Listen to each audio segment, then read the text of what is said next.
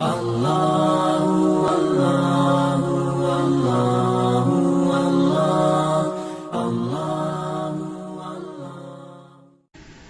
اپنی زندگی میں قاری عبدالباسط عبدالصمد کے ساتھ 1 مہینہ گزارنے کا موقع ملا امریکہ میں. وہ قرآن مجید کی تلاوت کرتے تھے اور میں کبھی اردو کبھی انگلش اس سے متعلقہ کچھ بیان کر دیتا تھا. مجھ سے بہت محبت کرتے تھے. وہ میرا نام نہیں لیتے تھے، انہوں نے میرا نام رکھا ہوا تھا رجل صالح. ہمیشہ پوچھتے تھے این رجل صالح. نماز پڑھانے کا وقت آتا میں انہیں کہتا جی کہ آپ نماز پڑھائیں.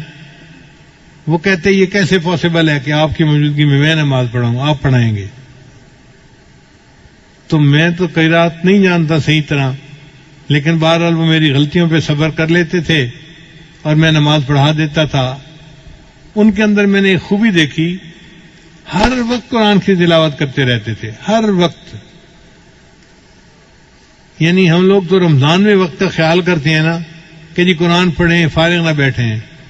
ان کی پوری زندگی کا یہ معمول تھا. ہم نے اندازہ لگایا کہ وہ شاید 1 قرآن مجید روزانہ پڑھنے کے عادی تھے. ان کے بیٹے سے ہم نے پوچھا، اس نے کہا جی ابو تو ہر وقت بیٹھے قرآن پڑھ رہے ہوتے ہیں، امی کوئی بات پوچھتی ہے تو وہ تلاوت کو ایک جگہ روک کر جواب دیتے ہیں، پھر پڑھنا شروع کر دیتے ہیں.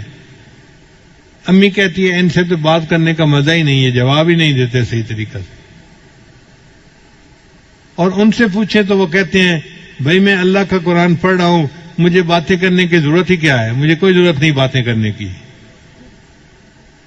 ہم دن رات کے کسی بھی حصے میں جب گئے ان کو ملنے کے لیے، ہم نے دیکھا کہ وہ بیٹھے قرآن پڑھ رہے ہیں. میں نے اپنی زندگی میں اتنا قرآن پاک پڑھتے بہت کم لوگوں کو دیکھا ہوگا.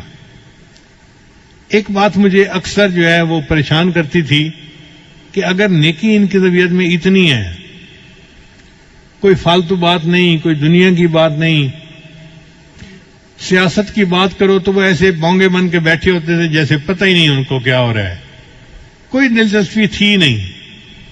تو یہ داڑھی کیوں مونڈتے ہیں؟ تو بعد میں انہوں نے کہا کہ علماء جو مصر کے ہیں ان کو ایک علمی مغالطہ ہے، وہ داڑھی کو سنت نہیں سمجھتے یا واجب نہیں سمجھتے جس طرح ہم سمجھتے ہیں.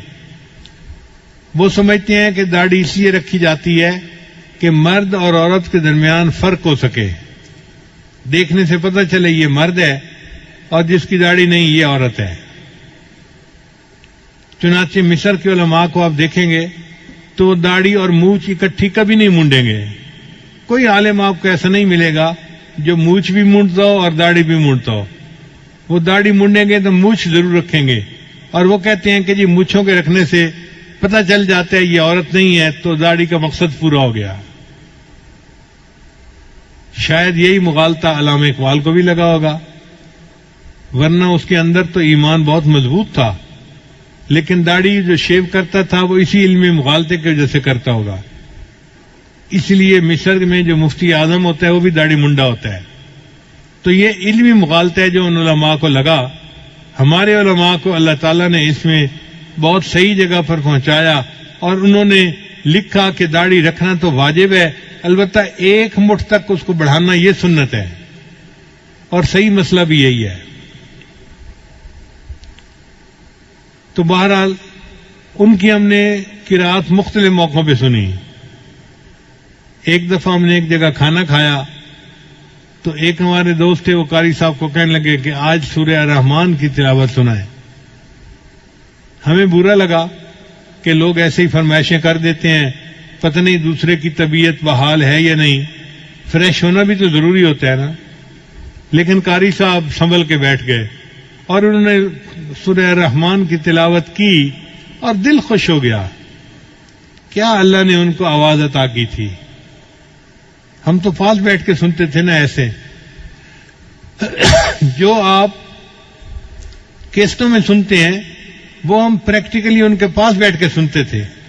تو میں اللہ کے اس جو ہے وہ نعمت پہ حیران ہوتا تھا، یا اللہ آپ نے ان کو کیسی مترنم آواز دی ہے، کیسا گلا دیا ہے جو قرآن مجید کو اتنا خوبصورت طریقے سے پڑھتا ہے.